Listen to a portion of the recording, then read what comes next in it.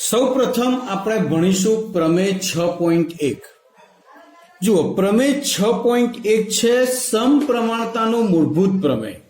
એટલે કે આપણે ભણ્યા ને કે બાજુઓના માપ, જો બે ત્રિકોણ સમરૂપ હોય તો બાજુઓના માપ સમપ્રમાણમાં હોય.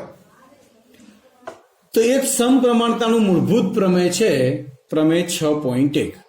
પ્રમેય 6.1 થેલ્સ નામના ગણિતશાસ્ત્રીએ બનાવ્યું હતું, તેથી તેને થેલ્સનું પ્રમેય પણ કહી શકાય. બરાબર. અને આ છે આ પ્રમેયની પ્રતિજ્ઞા કે જો ત્રિકોણની કોઈ એક બાજુને સમાંતર દોરેલી રેખા બાકીની બે બાજુઓને ભિન્ન બિંદુઓમાં છેદે તો તે બાજુઓ પર કપાતા રેખાખંડો તે બાજુઓનું સમપ્રમાણમાં વિભાજન કરે છે.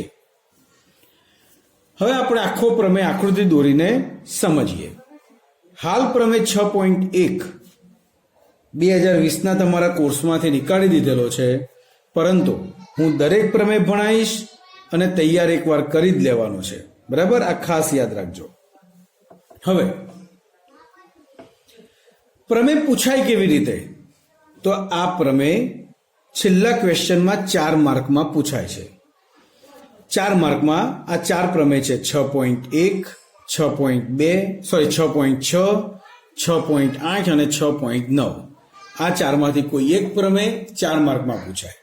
પ્રમેય જ્યારે પૂછાય તો સામાન્યતઃ એની પ્રતિજ્ઞા આપેલી હોય. એવું નહીં કહ્યું હોય કે પ્રમેય 6.1 લખો. શું આપ્યું છે? પ્રતિજ્ઞા. આ પ્રતિજ્ઞા કહેવાય. ઘણી વખત એવું પણ કહેવામાં આવે, ખાસ આ પ્રમેય માટે, કે સમપ્રમાણતાનું મૂળભૂત પ્રમેય લખો અથવા થેલ્સનું પ્રમેય લખો. તો જ્યારે પણ આવી રીતે પરીક્ષામાં પ્રશ્ન પૂછેલો હોય ત્યારે તમારે પહેલા પ્રતિજ્ઞા લખવાની અને પછી પ્રમેયની શરૂઆત કરવાની. એટલે કે પ્રમેય તૈયાર કરો ત્યારે પ્રતિજ્ઞા પણ તૈયાર કરવાની. આટલું યાદ રાખજો. બરાબર. તો ચાલો આપણે પ્રમેય 6.1 આગળ વધીએ. હવે જે આપણી પ્રતિજ્ઞા છે તેને આકૃતિના સ્વરૂપમાં સમજીએ. જો ત્રિકોણની, ધારો કે આ એક ત્રિકોણ છે એબીસી, બરાબર. એક બાજુને સમાંતર દોરેલી રેખા, આ એક રેખા દોરું છું, આ રેખા બીસી ને સમાંતર છે. એટલે કે રેખા એલ એ બીસી ને સમાંતર છે. બાકીની બે બાજુઓને બે ભિન્ન બિંદુઓમાં છેદે, એટલે કે રેખા એલ એબી ને ડી માં અને એસી ને ઈ માં છેદે છે. બરાબર. તો છેદવાથી દરેક બાજુનું બે ભાગમાં વિભાજન થાય છે. જુઓ, એડી અને ડીબી, આ બાજુ એઈ અને ઈસી. તો આ બે જે વિભાજન થતા રેખાખંડ મળ્યા તે સમપ્રમાણમાં હોય. બરાબર. તો સૌ પ્રથમ આપણે લઈશું પક્ષ.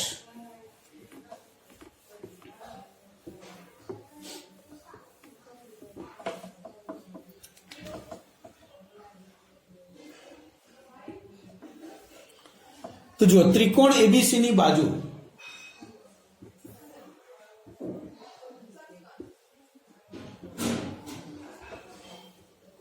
બીસી ને સમાંતર રેખા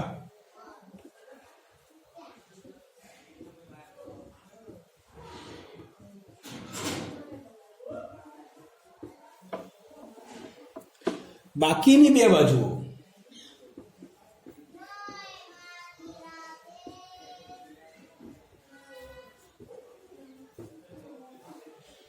એબી અને એસી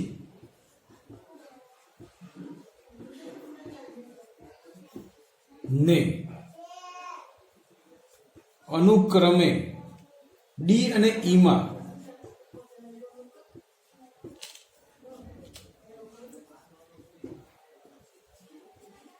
છેદે છે. ઓકે, આ થયો પક્ષ. પ્રમેયમાં પક્ષ એટલે શું? જે આપેલું છે તેને આપણે પક્ષ કહીશું. મતલબ કે આ છે ત્રિકોણ એબીસી ત્રિકોણ એબીસી ની બાજુ બીસી ને સમાંતર રેખા, બીસી ને જે સમાંતર રેખા દોરી તે રેખા એબી ને ડી માં અને એસી ને ઈ માં, એટલે ભેગું પણ લખી શકાય આ રીતે, એબી અને એસી ને અનુક્રમે ડી અને ઈ માં છેદે છે. હવે સાધ્ય, આપણું સાધ્ય થશે એડી છેદમાં ડીબી બરાબર એઈ છેદમાં ઈસી.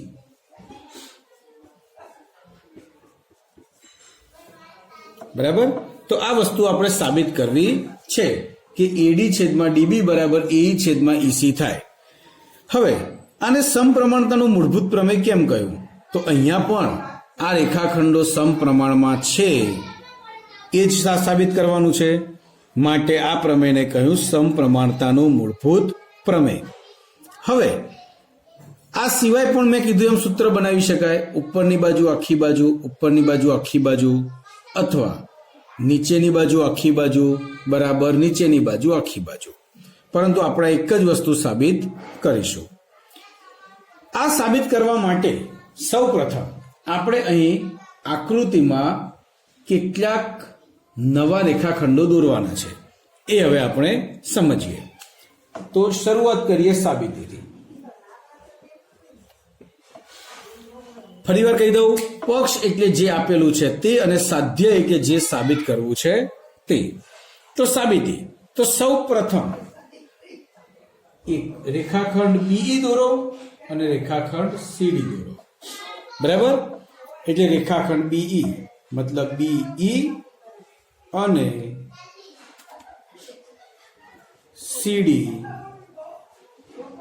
રચો. બીઈ અને સીડી રચો. ત્યારબાદ ઈમાંથી રેખાખંડ એબી પર લંબ દોર્યો. બરાબર, એ લંબને નામ આપ્યું ઈ એન અને ડી માંથી બીજો લંબ દોર્યો એસી પર, એને નામ આપ્યું ડી એમ. બરાબર, એટલે કે ઈએન લંબ એબી તથા ડીએમ લંબ એસી રચો. ઓકે, ચલો અહીંયા સુધી તમે જોઈ લો. કોઈ સમસ્યા લાગે તો જણાવો. રાઈટ, હા, ઓકે, થેન્ક યુ.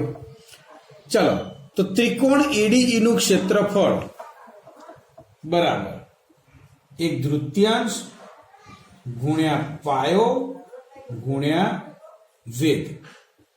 તો ત્રિકોણ એડીઈ માટે પેલા પાયો અને વેધ વસ્તુ હું તમને અલગથી સમજાવું. જો આ ત્રિકોણની કોઈ પણ બાજુને તેનો પાયો કહી શકાય.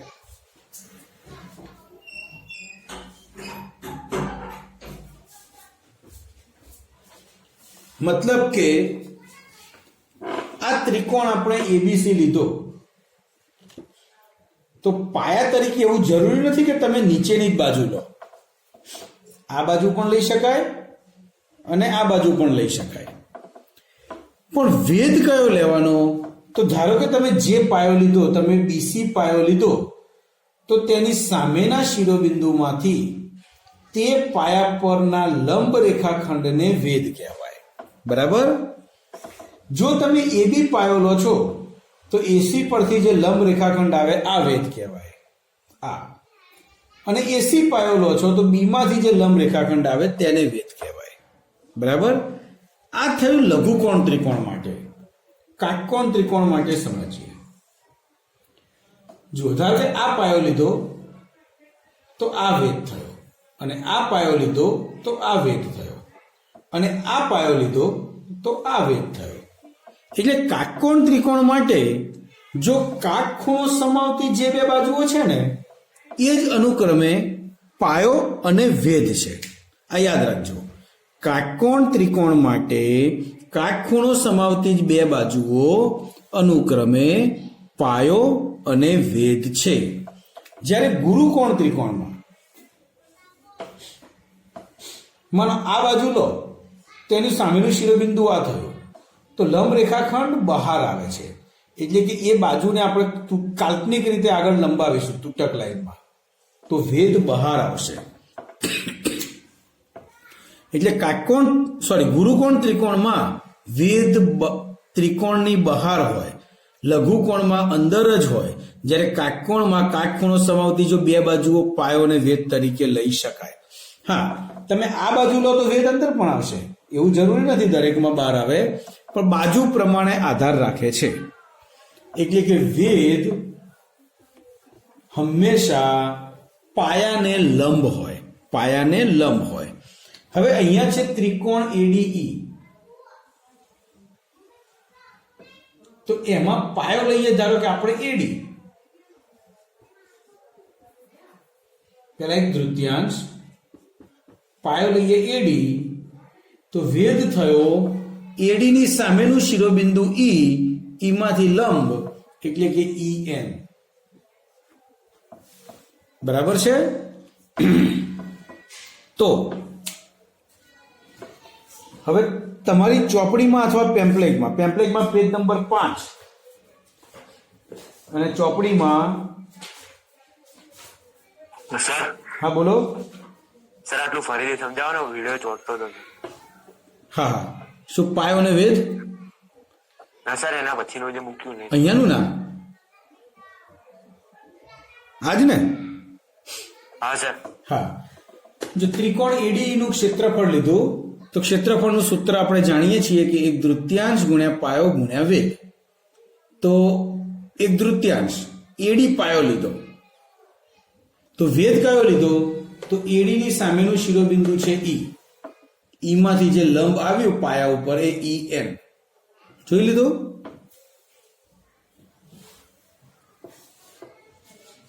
જોઈ લઈએ યશરાજ, ખ્યાલ આવી ગયો? હા સર. ઓકે.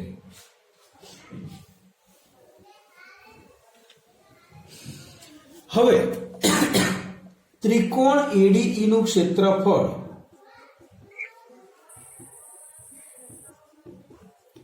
આવું આખું લખવાની મહેનત ન કરવી હોય તો ટૂંકમાં એરિયા ઓફ એડીઈ પણ લખી શકાય, અથવા એકલું એડીઈ લખ્યું હોય ને તો એને ત્રિકોણ એડીઈ નું ક્ષેત્રફળ જ કહેવાય.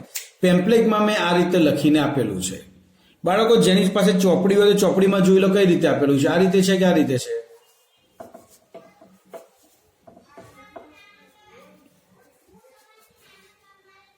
સર, એરિયા આ રીતે છે ને?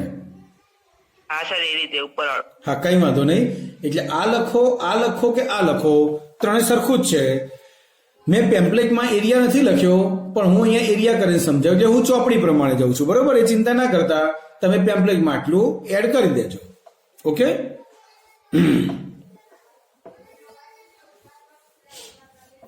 હવે આપણે સાબિત શું કરવાનું છે એના ઉપર એકવાર વિચારીએ. જો એડી, ડીબી, એઈ, ઈસી, એટલે કે આપણે વારા પરથી આ ચાર બાજુઓ પાયા તરીકે આવે એ જોવાનું છે. હવે એ ચારે બાજુઓ જ્યારે આપણે પાયા તરીકે લઈએ તો ત્રિકોણ કયો બનશે? જો એડી લઈએ ત્યારે ત્રિકોણ એડીઈ બનાવવાનો, અને બીડી લઈએ ત્યારે ત્રિકોણ બીડીઈ બનાવવાનો. એ લઈએ તો ત્રિકોણ એડીઈ જ આવશે, અને ઈસી લઈએ તો ત્રિકોણ સીઈડી બનાવવાનો. બરોબર? પણ ત્રિકોણ માટે સીઈડી કહો કે ડીઈસી કહો કે ડીસીઈ કહો, બધું એક જ કહેવાય. તો ચાલો વારા પરથી લઈએ. સૌથી પહેલા આના માટે, એટલે અહીંયા સુધી ફક્ત સમજૂતી હતી. હવે આપણો પ્રમેય શરૂ થયો. એરિયા ઓફ એડીઈ એટલે કે ત્રિકોણ એડીઈ નું ક્ષેત્રફળ. તો ત્રિકોણ એડીઈ નું ક્ષેત્રફળ થયું 1/3 ગુણ્યા પાયો એડી વેધ EN. ઓકે? એવી જ રીતે ત્રિકોણ BDE નું ક્ષેત્રફળ એટલે એરિયા ઓફ ત્રિકોણ BDE બરાબર 1/3 ગુણ્યા પાયો BD ગુણ્યા વેધ. તો મેં કીધું ને ગુરુકોણ ત્રિકોણમાં વેધ ત્રિકોણની બહાર આવે એટલે બીડી નું સામેનું શિરોબિંદુ થયું ઈ અને ઈ માંથી વેધ થયો ઈ બરાબર. તો અહીંયા પણ વેધ ઈ જ આવશે. બીજી રીતે કહું તો આ બાજુની જ્યારે બંને બાજુઓ લેશો એમાં વેધ ઈ આવશે અને આ બાજુની બંને બાજુઓમાં વેધ ડીએમ આવશે. હવે આ બાજુનો ટ્રાય કરીએ એ માટે. તો ફરીથી ત્રિકોણ એડીઈ, એરિયા ઓફ એડીઈ બરાબર 1/3 ગુણ્યા આપણે પાયો એડી લીધો એટલે ઈએન વેધ લીધો, પણ આ બાજુ પાયો આપણે એઈ લઈશું તો એઈ ગુણ્યા 1 મિનિટ હા બાળકો. તો પાયો એઈ વેધ ડીએમ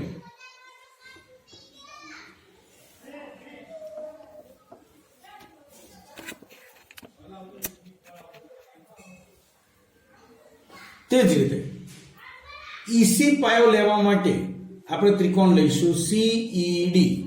જુઓ ત્રિકોણ સીઈડી, ડીઈસી, સીડીઈ, સીઈડી કે ગમે તે લઈ શકો છો, ડીસીઈ ચાલે.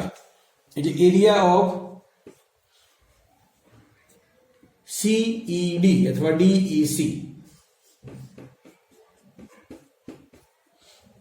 1/3 ગુણ્યા પાયો ઈસી ગુણ્યા વેધ ડીએમ. ઓકે બાળકો, આ 4 વસ્તુ બહુ જ ઇમ્પોર્ટન્ટ છે. તમને ખ્યાલ આવી ગયો? જોઈ લો એકવાર. હવે જે આપણી આ બાજુની બે બાજુઓ છે એડી અને બીડી, એ જે એરિયા લીધા એને ઉપર નીચે લખીશું. એટલે કે એરિયા ઓફ એડીઈ છેદમાં એરિયા ઓફ બીડીઈ બરાબર. આ બંને ઉપર નીચે 1/3 ગુણ્યા બીડી ગુણ્યા ઈએન છેદમાં 1/3 ગુણ્યા બીડી, સોરી આમાં એડી છે, એડી ગુણ્યા ઈએન, આમાં બીડી ગુણ્યા ઈએન. તો 1/3 જતા રહ્યા, ઈએન જતા રહ્યા, શું વધ્યું? એડી છેદમાં બીડી. આ થયું આપણું પરિણામ 1. એટલે કે આ બંનેનો ભાગાકાર કર્યો બરાબર. તે જ રીતે નીચેના બેનો ભાગાકાર કરીશું.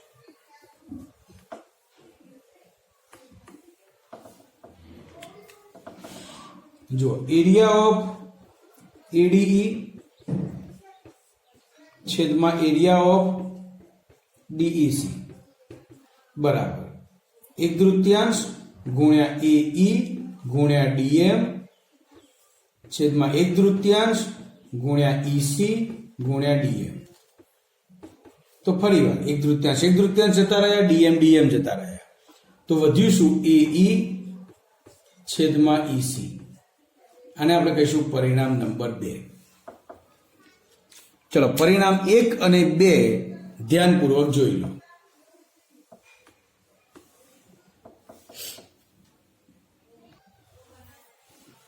તો ચાલો બાળકો, હવે આપણે પરિણામ 1 અને 2 મેળવ્યું. પરિણામ 1 અને 2 માં શું જોવાનું છે? અહીંયા એડી છેદમાં બીડી, અહીંયા છે એઈ છેદમાં ઈસી. આ બંને વસ્તુ સરખી થાય એ આપણે સાધ્ય જોઈએ છે બરાબર. તો આ સરખું થશે કેવી રીતે? બસ ઇમ્પોર્ટન્ટ વસ્તુ એ છે કે પરિણામ 1 અને પરિણામ 2 સરખું થશે કેવી રીતે બરાબર.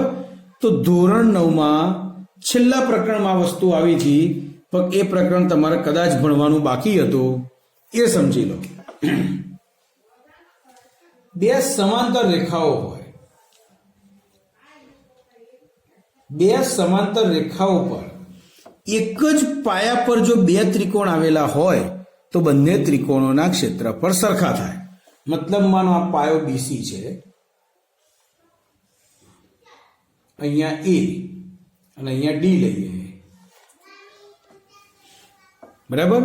તો એક જ પાયા પર આવેલા અને બે સમાંતર રેખાઓની જોડની વચ્ચે આવેલા બે ત્રિકોણોના ક્ષેત્રફળ હંમેશા સરખા હોય. એટલે કે અહીંયા ત્રિકોણ એબીસી અને બીજો ત્રિકોણ ડીબીસી બંનેના ક્ષેત્રફળ સરખા થાય. બોલો બાળકો, મારું આ વાક્ય બરાબર સાંભળ્યું તમે લોકોએ? હા સર. ઓકે, તો અહીંયા આ જ વસ્તુ, જે પાયો નીચે છે એ અહીંયા પાયો ઉપર છે. જુઓ, બે સમાંતર રેખાઓ એલ અને બીસી છે, એમાં એક જ પાયો છે ડીઈ, અને બે ત્રિકોણ આવેલા છે ડીબીડીઈ આ ત્રિકોણ, અને બીજું સીઈડી આ ત્રિકોણ. તો બંને ત્રિકોણો તમે જોઈ શકો છો એક જ પાયા પર અને બે સમાંતર રેખાઓની વચ્ચે આવેલા છે, માટે આ બંને ત્રિકોણોનું ક્ષેત્રફળ સરખું થાય. તો આપણે આ વાક્ય, આ પ્રમેયમાં આ વાક્ય ઘણા બાળકો લખવાનું ભૂલી જાય છે. તમે ભૂલી ન જાઓ એનું ખાસ ધ્યાન રાખજો. તો જુઓ, ત્રિકોણ બીડીઈ અને ત્રિકોણ ડીઈસી એક જ પાયા ડીઈ પર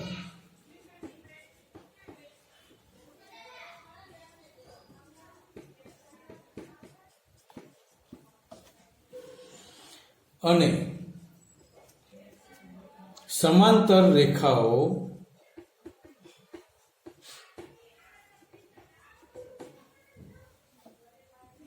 ની જોડ. કઈ કઈ રેખા છે? અહીંયા બીસી અને અહીંયા ડીઈ. બીસી અને ડીઈ વચ્ચે આવેલા છે.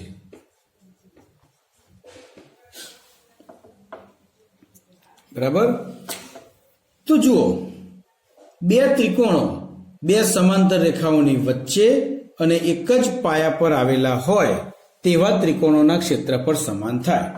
માટે આપણે લખી શકીએ કે એરિયા ઓફ ટ્રાયેંગલ બીડીઈ બરાબર એરિયા ઓફ ટ્રાયેંગલ ડીઈસી.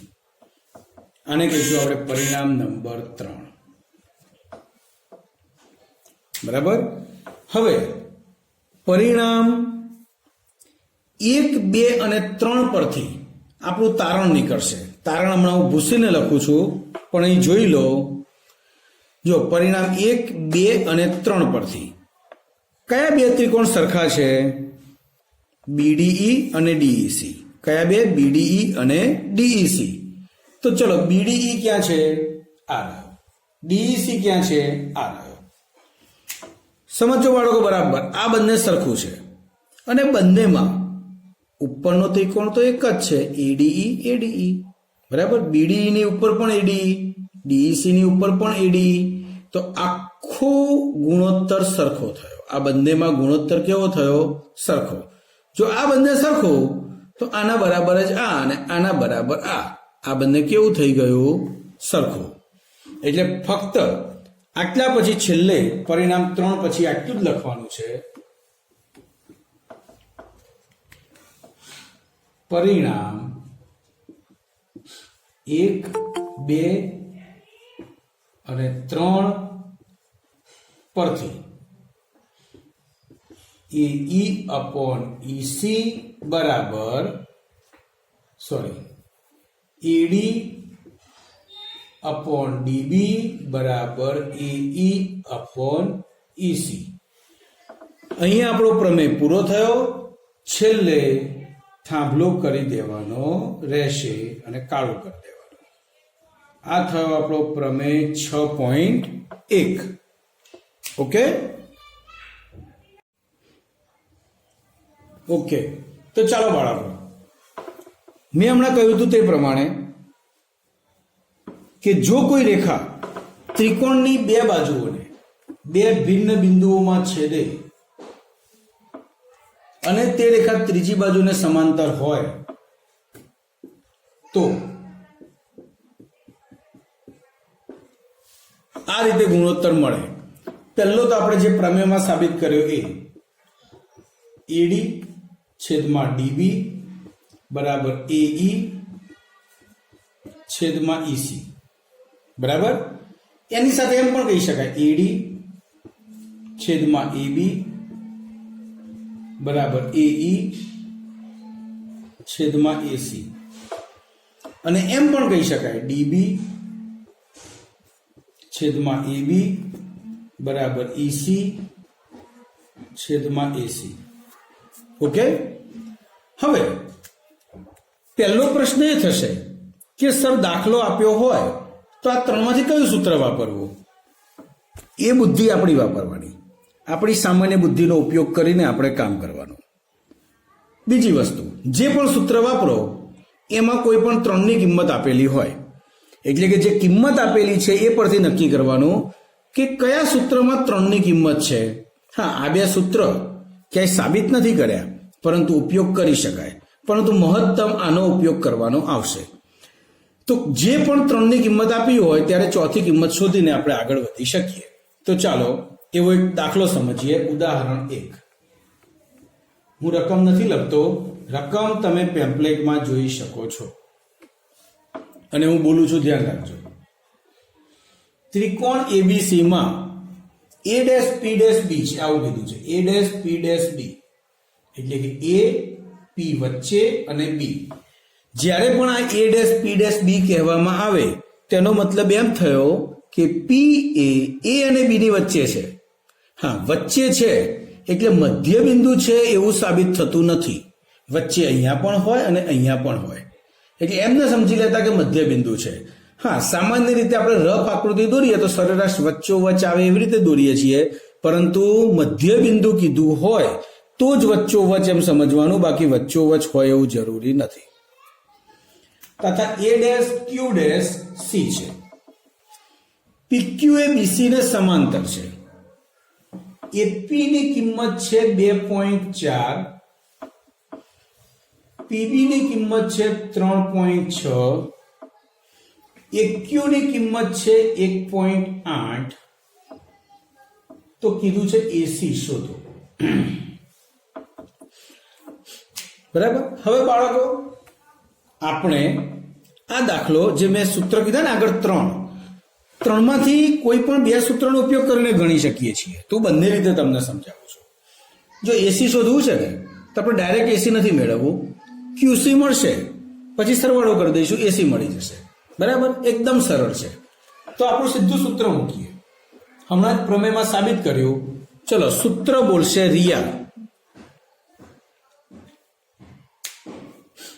રી અવાજ આવે છે? હા સર. હા, ચલો સૂત્ર બનાવો. એપી આ બાજુ નમ સર. હા, પેલા આ બાજુ પછી આ બાજુ. એપી છેદમાં એબી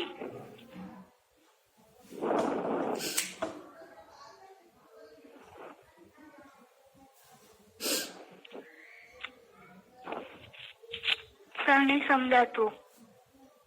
પેલા ઉપરનું પછી નીચેનું પછી ઉપરનું પછી હા, બોલ, ફરીથી બોલ. એપી છેદમાં પીબી પીબી બરાબર એક્યુ હમ છેદમાં ક્યુસી. સરસ, ખબર પડી ગઈ. હવે હા. આપણે શું વિચારવાનું? એક કિંમત છે, બે કિંમત છે, ત્રણ કિંમત છે, ચોથી શોધવી છે. હવે આ મળશે ને એટલે બંનેનો સરવાળો કરીને આપણે એસી શોધી શકીશું. તમે પેમ્પલેટ પ્રમાણે વિચારતા હતા, પણ મેં પેમ્પલેટ થી અલગ લીધું. એ ખબર પડી તમને? ચાલો, એપી ની કિંમત છે 2.4 છેદમાં પીબી 3.6, એક્યુ 1.8 છેદમાં ક્યુસી. ક્યુસી અહીંયા ગુણાઈ જશે, 3.6 અહીંયા ગુણાઈ જશે, એટલે કે 2.4 ગુણ્યા ક્યુસી બરાબર 1.8 ગુણ્યા 3.6. 2.4 છેદમાં જશે, ક્યુસી બરાબર 1.8 એટલે પોઈન્ટ કાઢીને નીચે 10 મૂકી દઉં, 18 છેદમાં 10 ગુણ્યા 36 છેદમાં 10 2.4 નીચે આવશે એટલે 24 એના 10 ઉપર આવશે. જુઓ 10 ઉડી ગયા, 8 તરી 24, 3 છંગ 18, 4 દુ 8, 2 તરી 6, 4 નવા 36, 9 તરી 27/10. નીચે 10 છે, શૂન્ય છે કે એક સંખ્યાની આગળ પોઈન્ટ મૂકી દઈશું 2.7. તો ક્યુસી નું માપ શું મળ્યું આપણને? 2.7. બરાબર.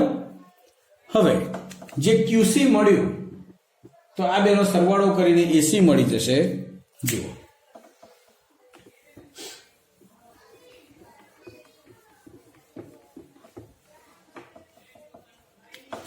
આ રીતે a dash q dash c ગણિતની રીતે લખવું જરૂરી છે. a dash q dash c માટે AC બરાબર AQ પ્લસ QC.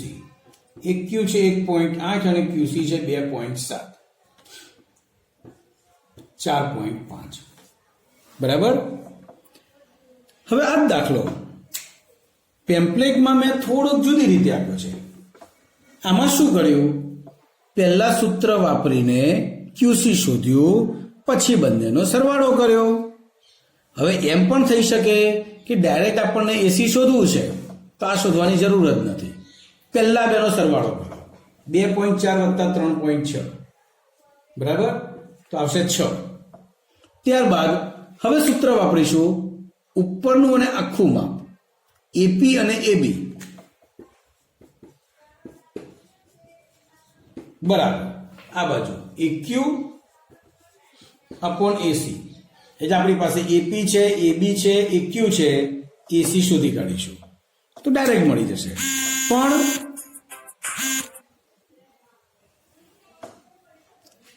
આ વસ્તુ ડાયરેક્ટ મળી જશે, પણ એક ધ્યાન રાખવાનું, દાખલાની લેન્થમાં કોઈ ફરક નહીં પડે. આમાં પછી સરવાળો કર્યો, આમાં પહેલા સરવાળો કરવો પડશે. ઓકે. હવે સૂત્રને પણ વિવિધ રીતે ગોઠવી શકાય છે એ હું તમને સમજાવું.